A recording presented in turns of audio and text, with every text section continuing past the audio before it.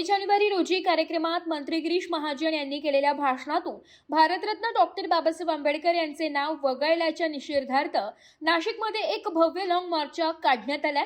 संविधानाचा आदर करण्याची आणि डॉक्टर भीमराव आंबेडकरांच्या आदर्शांचे रक्षण करण्याची आपली वचनबद्धता व्यक्त करण्यासाठी नाशिक येथील जन आक्रोश मोर्चाने या निषेधाचे नेतृत्व केले।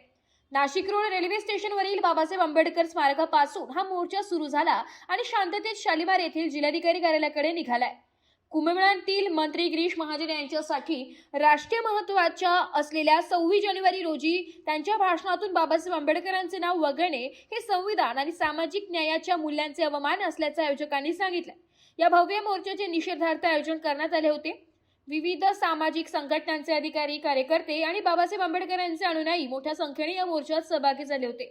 निदर्शकांनी संविधानाचे रक्षण आणि सामाजिक न्याय आणि समतेच्या मूल्यांचे रक्षण करण्याची मागणी केली आहे। निदर्शने पूर्णपणे शांततेत पार पडली आहे।